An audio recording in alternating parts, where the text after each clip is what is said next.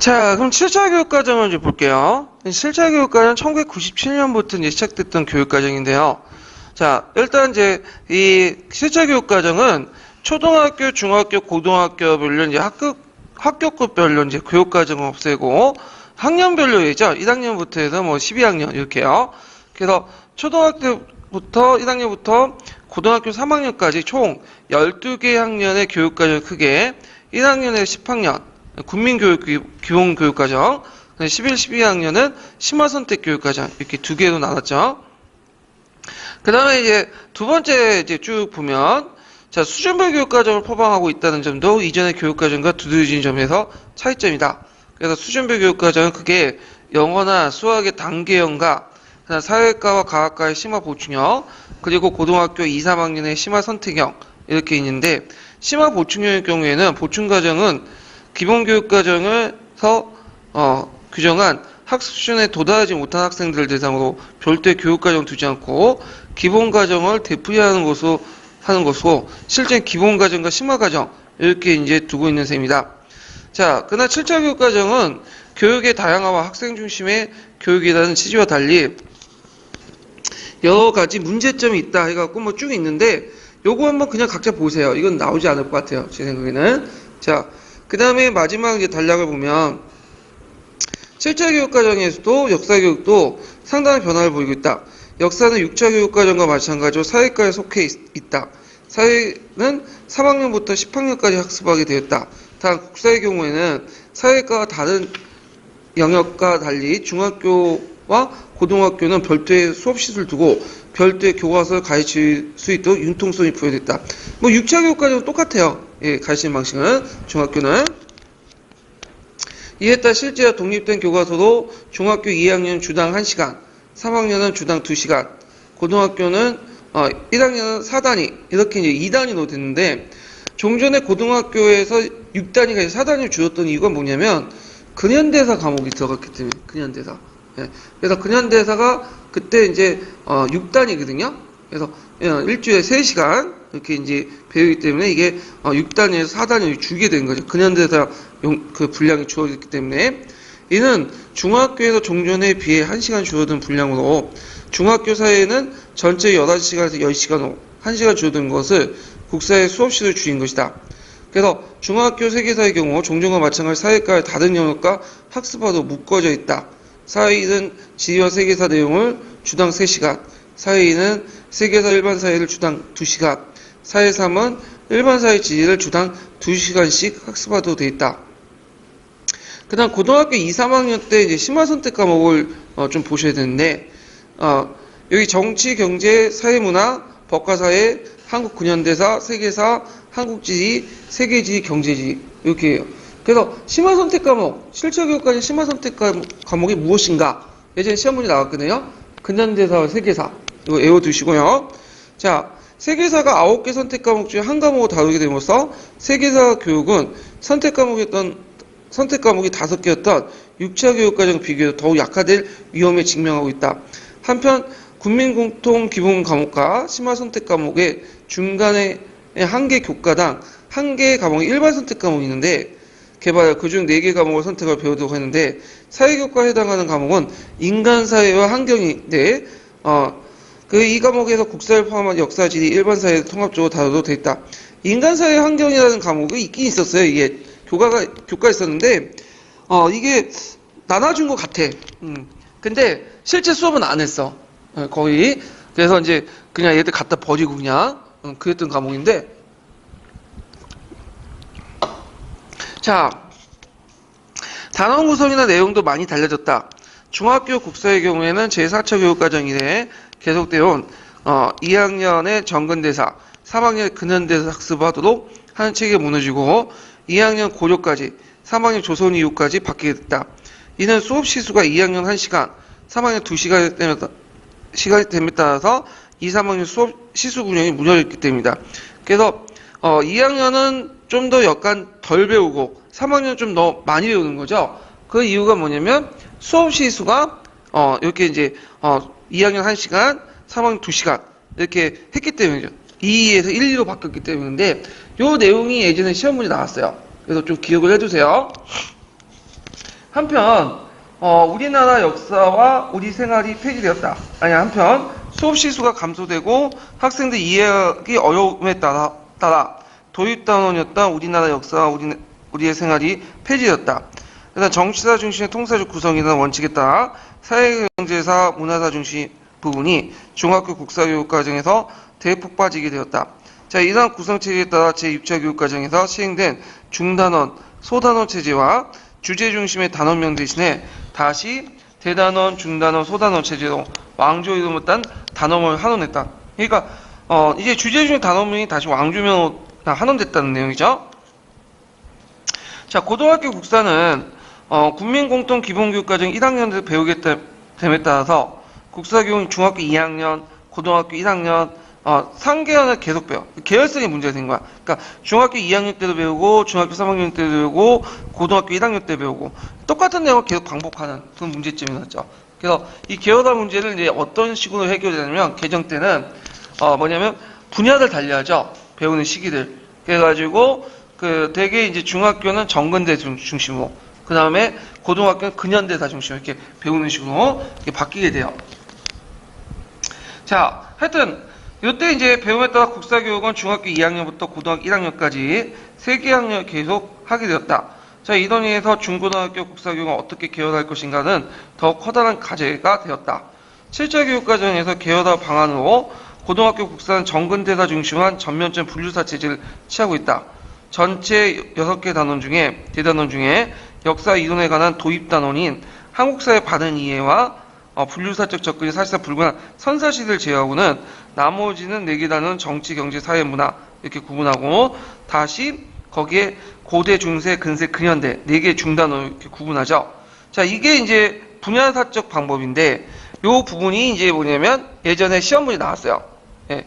그래서 이게 하도 이제 왔다 갔다 하니까 좀 불편하잖아요. 그래서 7차 교육정 개정에는 다시 연대기로 바뀌었어. 이게. 자, 하여튼 더군다나 이제 이렇게 취했고 근데 이제 문제는 근현대사 부분을 이제 좀 배우지 않는다는 그런 문제점이 있죠. 왜냐면 그렇기 때문에 근현대사 이제 한국 근현대사 선택하지 않으면 실제로 고등학교 때 1학년 때 잠깐 배웠던 그 정도만 끝나는 그런 문제점이 있죠. 자, 그 다음에 7차 교육과정 이제 두 번째 단락 볼게요. 7차 교육과정에서는 중학교 사회의 커다란 특징 중 하나가 내용 요소 축소를 표방하고 있다는 것이다. 종전의 사회과 내용이 너무 많아 학생들에게 부담을 주고 안기를 주장한다는 비판에 따라 내용 요소 30% 줄였다는 것이다. 그러나 교육과정의 이러한 방향은 실제 세세한 역사적 사실보다는 단원 숫자를 줄이는 것에 나타났다. 이에 따라 남부아시아, 아프리카의 지위가 별다른 연관이 없이 한 단원에 묶인다는 듯이 문명의 성립부터 해서 근대에 이르는 중국사 전체가 중단원 하나로 포함됨으로써 오히려 학습에 어려움을 주고 학생들의 부담을 가중시킨 결과가 났다. 뭐 이건 시험 문제 안 나올 것 같아요. 비판 내용은. 그래서 여기 쭉 있는데 뒷부분에 이제 중학교 사회에서 역사 영역의 특징, 뭐 고등학교 세계사 내용 등등이 있는데 뭐 그렇게 좀 중요한 부분은 아니에요. 이 부분은요. 예. 이 부분은 한번 읽고 그냥 넘어갈게요. 예. 그래서 책이 없으니까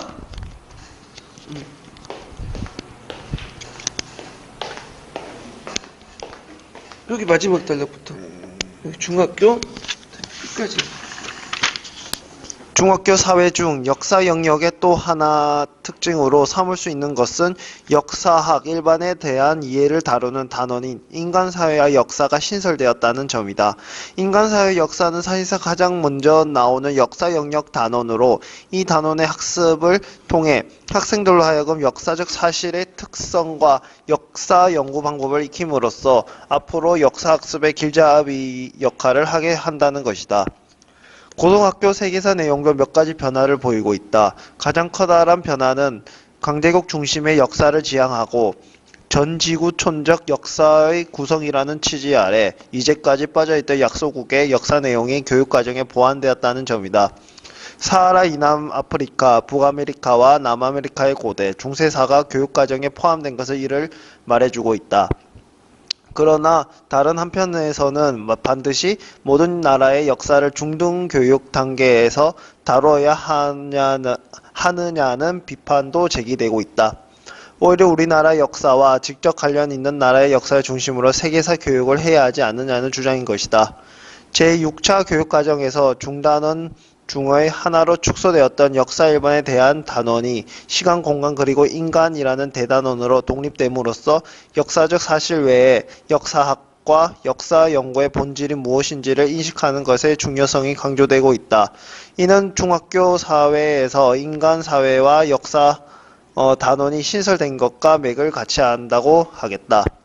고등학교 세계사 교육과정에서는 대단원의 끝에 탐구 단원을 두어 그 시대의 성격을 보여주는 특정 주제나 토픽에 대해 자료를 통해 학생들의 탐구 활동을 할 수 있도록 하고 있다. 교육과정에서는 탐구 주제를 여러 가지 제시하여 실제 교과서를 쓸 때 그 중의 하나를 선택하도록 함으로써 교과서 내용의 다양화를 모색하고 있다. 반면 제6차 교육과정에서 대단원의 첫 번째에 있었던 해당 시대의 성격을 논의하던 중단원은 내용의 빈곤과 학생들의 대단원을 학습하기 이전에 배우기 어렵다는 이유로 삭제되었다. 자, 그래서 이제 지금까지 7차 교육과정 이렇게 쭉 봤고요. 그러면 그 7차 교육과정과 관련된 이제 형성평가 문제를 이제 쭉 볼게요. 자, 지금까지 했던 거 쭉 살펴보면요. 몇 번을 이제 보시냐면요.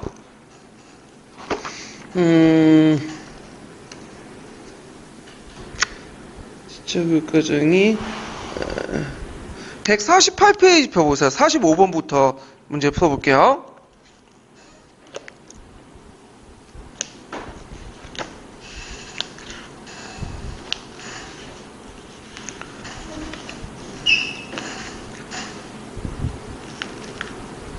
자, 45번 문제 보면요. 자, 가에 들어갈 역사 교재의 명칭을 써보고 가 교재의 문제점을 두 가지 써보시오. 1945년 12월 초등학교 교재가 만들어졌으며 이듬해 5월에는 진단학회에 의해서 중등학교형 국사교재인 국사교본이 발간되었다. 그래서 국사교본은 해방 직후에 발간된 최초의 역사 교과서 할 수 있다. 그래서 이 국사교본의 이제 문제점을 이제 쓰면 급히 만들어졌기 때문에 정치적 변화 위주로 쓰여져 있고, 그 다음 본문으로 구성된 채 사파나 급박의 학습 자료가 전혀 실려지지 않으며, 그리고 우리나라 역사의 근대적 변화 모습이 별로 없고, 그 다음에 민족적 입장에 서술한다 하면서도 사안화 당장을 강조해서 역사 변화에서 외국의 영향을 중시하는 등 일제 신민사학의 영향에 크게 벗어나지 못했다. 이렇게 쓰시면 돼요. 그 다음에 이제 그 46번을 보면 다음 교육과정 시기 때 중학교의 가정의 한국사, 서양사, 동양사의 교과 명칭을 각각 써보고 이 시기에 국사교과서 내용 구성의 특징을 두 가지 말해보시오. 자, 이건 미군 정식 때 실시한 교수 용어기 때 내용이죠. 그래서 사회생활과 같은 이름을 도입을 했는데, 자, 이때 이제 교과의 명칭은 한국사는 우리나라 생활, 그 다음에 저쪽 서양사 같은 먼 나라 생활, 동양사는 이웃나라 생활. 그러나 내용 구성의 특징은 왕조사 중심의 통사적 내용으로 구성되어 있고요. 특히 민족의 자긍심의 회복과 자주적 민족의식이라는 시대적 분위기에 반영해서 고대사를 중시했고 외침을 극복한 민족 역량을 강조했다. 그 다음에 이제 47번 문제 보면, 자, 당시 정부는 이제 민족적 주체성을 내세우면서 국사교육 강화를 방침을 내세웠다. 자, 이에 따라 이제 1972년 2차 교육과정 후반부죠. 국사학계 중진학자들로 구성된, 뭘로 구성된? 여기 들어간 게 국사교육 강화위원회죠. 예, 구성되어 국사교육의 강화 방안에 대한 연구를 추진했다. 이렇게 보시면 되고요. 그 다음에 이제 48번 문제 보면 다음 가에 들어갈 교재의 명칭을 써보고 이 교재가 만든 정치적 의도를 말해보시오. 이 시기 때 역사교육과 편제 특징을 한 줄 이내로 서술해 보시오 있는데, 자, 국난 국복의 정신자세를 강조하면서 저 우리나라 대의정진사를 다루고 있는 뭐가? 시정과 극복이라는 책이죠. 시정과 극복이 중고등학교 독복용 국사교재로 간행 보급되었다. 그럼 정치적 의도는 이제 정치 권력 강화와 체제 유지 수단이 역할을 했다. 유신정부 시대의 특징하고 이제 연결시켜서 보시면 돼요. 그 다음에 이 시기 때 이제 대학 그 역사교육과 편제, 그러니까 3차 교육과정이죠. 그래서 1, 2차 교육과정은 국정과 검정을 병행했던 정책에서 국정을 위주한 교과서 정책으로 바뀌었다. 그래서 세계사 교과서는 단일 검정 교과서였다. 이렇게 이제 보시면 돼요. 그 다음에 이제 좀 뒤로 넘어가서 제가 이제 또 교육과정 관련된 부분이 있는데 이걸 여기까지만 했나? 예. 네. 그래서 이제 이렇게 이제 좀 보고요. 이게 몇 개 더 있는 것 같은데.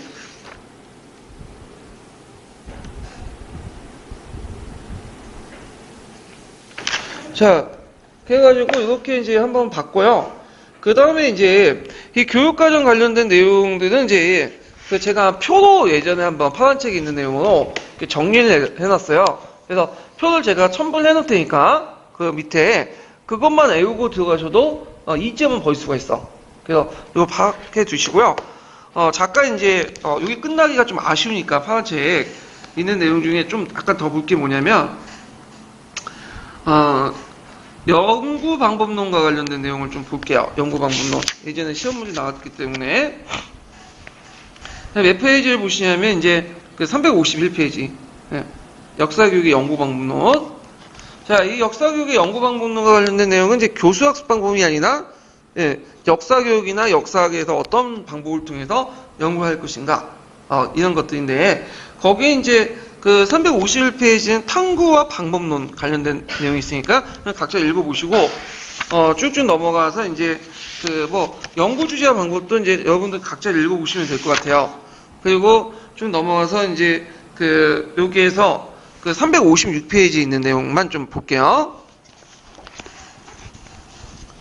자, 356페이지에 보면 탐구에 대해서는 분류가 쭉 있어요. 세 가지 분류가 있죠.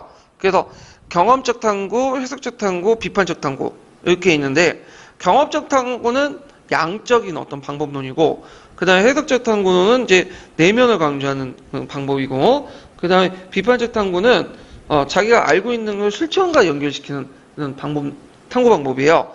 그래서 그 내용들을 이제 보면 자, 인간의 교육적 형성을 연구하는 방법에는 여러 가지 있지만 오늘날 일반적으로 통용되는 것은 경험적 탐구, 해석적 탐구, 비판적 탐구이다.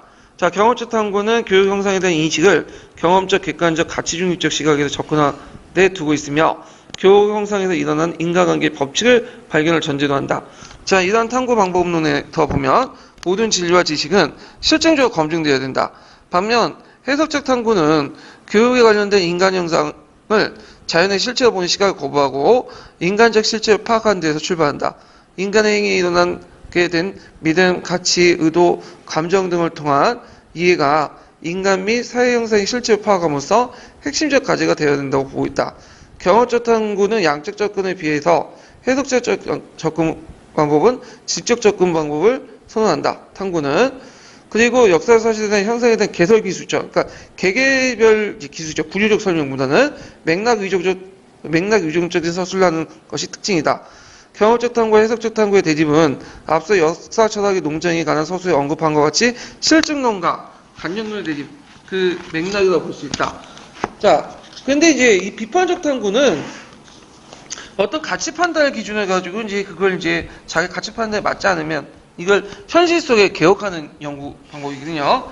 그래서 비판적 탐구는 교육 형성에 대해서 대한 어떤 기본적 윤리적 원칙에 입각해서 가치 판단을 하려는 전제에서 출발하며 그렇기 때문에 기본적 비판적 것이 특징이다.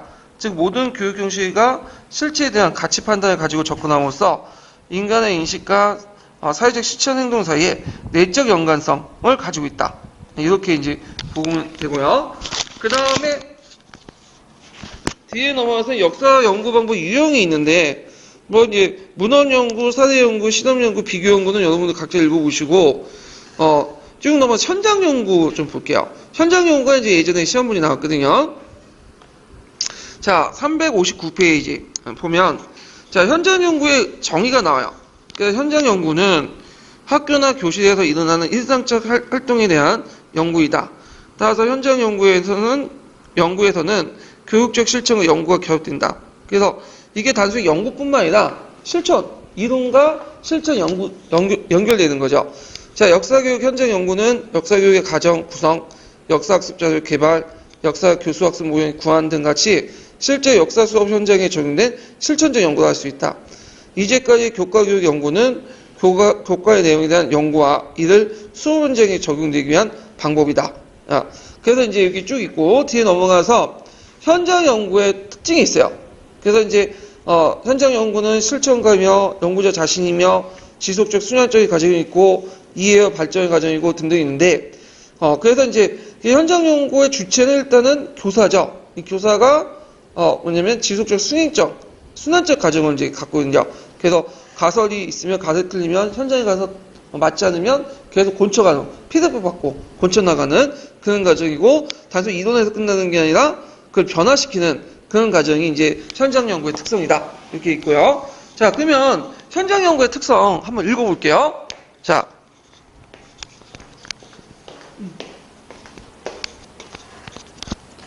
현장 연구의 특성. 현장 연구는 일반적인 전통적인 이론 연구와 비교하면 대체로 다음과 같은 특징을 갖는다. 첫째, 현장 연구의 주체는 실천가이다. 교육에서 현장 연구는 흔히 교육 실천가에 의해 주도되기 마련이다. 둘째, 현장 연구는 연구자 자신의 활동을 개선하고 자신이 맡은 일을 좀 더 효율적으로 수행하는 데 많은 관심이 있다. 셋째, 현장 연구는 지속적이고 순환적인 성격을 지닌다. 연구의 결과는 실제의 교육 현장에 투입되며 이것은 이어지는 연구의 과정이기도 하다. 넷째, 현장 연구는 자기 이해 과정이며 반성적 과정이기도 하다. 다섯째, 현장 연구는 어떤 주제나 문제에 대한 이론 개발 자체에 관심을 쏟기보다는 그 이론을 적용하여 교육 현장을 변화시키는 데 관심을 쏟는다. 그래서 현장 연구와 관련된 내용이 예전에 기초에 나왔으니까 02년 기초에 나왔으니까 좀 기억을 해두시고요. 그 다음에 이제 그 현장 연구 기법이 있어요. 그래서 양적 연구 방법, 질적 연구 방법. 그래서 남색책에도 예전에 한번 했던 거니까 한번 이제 같이 여기에서 다시 볼게요. 361페이지 연구의 기법 볼게요. 자, 정통적으로 사용되어 온 연구의 기법은 양적 연구와 질적 연구를 구분할 수 있다. 양적 연구는 그 특성상 가설을 세우고 이를 검증한 실증적 연구의 특성을 형태를 띈다. 이에 반해서 질적 연구는 교육 현장을 관찰하고 이를 분석하여 그 의미를 해석하는 형상학적 방법이라 할 수 있다. 교육의 현장 연구를 하는데 이 두 가지 기법 중에 무엇을 택할 것인가는 연구의 목적과 주제 등 여러 요인에 의해서 결정되므로 어느 쪽이 좋다고 말할 성질이 아니다. 이렇게 있죠. 그래서 이제 어느 것이 이제 현장 연구, 어느 것이 양적 연구고 어느 것이 질적 연구인가 이것도 좀 구분하셔야 돼요. 이제 기초에 나왔던 거니까. 자, 마지막 이제 단락을 보면 근래 현장 연구에서 자주 사용하는 기법은 현장의 기록과 참여 관찰, 연답, 그 다음에 문답, 녹음 등 녹화, 문서 자료 같은 학생들의 이제 활동의 수집과 분석을 하는 민족지향적 방법, 자연주의적 방법.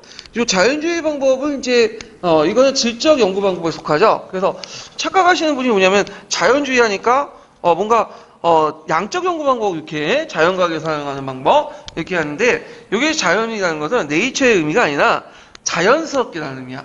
그러니까 자연스럽게 그 관찰자가 피관찰자 속에 들어가서 어떤 면접이나 이런 것들 통해서 스스로 그 의미를 깨닫는 그 방법이 자연주의적 방법이에요. 자, 그래서 방법이다. 그래서 수업 시간에 일어난 교사와 학생과 학생 간의 상호작용이 어떤 것인가, 교사가 만들어내는 수업 내용이 어떤 의미가 있는가, 어떤 것인가, 교사는 교과서에 담고 있는 교과서 내용을 어떻게 수업 방식으로 바꿔가는가, 교사는 한 시간의 수업을 어떠한 리듬을 이끌어가는가 같은 수업사의 연구는 그러한 예라고 할 수 있다. 자, 이런 위에서 연구 도구로는 수업 관찰, 수업이나 녹음이나 녹화, 이를 활용하는 수업상의 전사. 그 다음에 이제, 여기 보면 학생들과 긴밀한 접촉과 면담, 학생의 노트 필기, 제출한 과제의 분석 등과 이런 분석의 결과에 대한 동료 교사의 토론 등을 사용할 수 있다. 자, 이제까지 이루어진 역사 연구의 현장 연구는 거의 양적 연구였다. 자, 그래서 예를 들면 역사 교수 모형을 만들거나 학습 자료를 개발하거나 이를 적용하는 수업을 한 다음에 그것이 교과서에 읽어야 교사에 설명하는 기존의 강의 수업보다 얼마나 효과적인가를 검증하는 방식이 연구가 대표적인 행해진 역사 교육의 현장 연구를 할 수 있다. 교사들에 의해서 가장 많이 행해진 교과서의 연구의 경우에는 교과서 수의 분량, 등장인물 사파, 자료의 수 등의 수치를 제시한 연구가 흔히 이루어졌다. 물론 교과서 서술 내용을 분석한 연구도 상당수 있긴 한다. 하지만 이러한 교과서 연구는 교과서를 활용한 수업에 대한 연구가 아니라 서술 자체에 대한 연구라는 점에서 현장 연구가 거의 멀다. 그래서 이제 그 외형적 양적 연구의 형태를 띠고 있지만 대부분 완성한 주제나 가설 설정에 근거한 미학, 그 다음에 연구 전체의 방법인 미숙 등으로 연구 결과가 실제로 역사 교육 현장에 어느 정도 투입할 수 있는지 매우 의문시한다. 그래서 종전의 뭐 수업 방법, 양적 연구 방법, 수업 방법에 대한 그 내용들을 이제 비판들이 있어요. 그래서 보시면 될 것 같고요. 그 다음에 이제 363페이지 같은 경우에는 이제 그 현장 연구의 방향인데, 그래서 이것도 이제 각각 보시고 뒤에 넘어가서 이제 질적 연구하고 양적 연구 그 내용도 있어요. 그래서 그 질적 연구와 양적 연구 특징이 뭔가 이런 것들이 있는데, 그럼 한번 볼게요. 이건 남색 책에 있는 내용하고 거의 동일하죠. 자, 현재 교육의 주요 양상을 탐구하는 데는 크게 두 가지 연구 파라다임이 있다. 그 중에 하나가 실증주의 연구, 과학적 연구, 행동주의 연구, 실험 연구에 속한 양적 연구죠. 그래서 양적 연구가 뭐가 양적 연구인지, 어디가 뭐 질적 연구인지 이걸 좀 구분할 필요가 있어요. 예전에 기출문제 나왔던 거니까. 근데 또 다른 하나는 인류의 해석적 연구, 탈실증주의 연구, 또는 자연주의적 연구 방법을 포괄하는데, 이는 연구 방법을 질적 연구 방법으로 한다. 그래서 질적 연구라는 용어는 교육 영상에서 인간행위의 질적 측면을 탐구에 대해서 중시한다는 측면이 있다. 그래서 양적 연구는 주로 자연과학적 연구 방법을 따르며 주된 목표는 인과관계를 밝히는 데 있죠. 자, 그래서 이제 예를 들어 교수에 대한 가정 산출 분석을 통해서 어떤 그 교수 행위와 학습의 효과 사이의 관계를 규명한 거예요.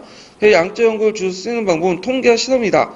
따라서 타당한 주장이나 결론을 이끌어내기 위해서 객관적 관찰과 측정, 엄격한 통계 처리가 필수적이다. 자, 양적 연구의 요점은 교육 현장이나 정책 결정에 작용할 수 있는 객관적 지식을 얻는 것이다. 따라서 교육행위의 가정과 결과를 예측하고 통제하는 것이 중시한다. 최근까지 실증주의적 전제적 기반을 둔 양적 연구가 교육에 관한 연구를 주도했다. 자, 질적 연구는 주로 인류학이나 사회학 같은 데에서 이제 그 많이 쓰는 연구 모델로서 교육 영상을 상이한 관점과 의도를 가진 인간 사이의 상호 행위를 보고 개인이 처한 상황에 대한 주관적 이해 방식이 그의 행위에 영향을 준다는 전제에서 질적 행위자 관점에서 교육 영상을 이해하려고 한다. 그래서 이를 위해서 이제 객관적 측정 도구가 아니라 연구자 판단에 따른 참여 관찰과 면접 조사가 이제 방법이 주로 이용되는데, 질적 연구는 그 교육 당사자 간의 상호 행위가 어떻게 이루어지는가에 초점을 준다. 특정 학교의 분위기나 풍토, 그 다음에 특정 교실에서 교사와 학생 간의 상호작용이 대표적인 질적 연구의 주체이다.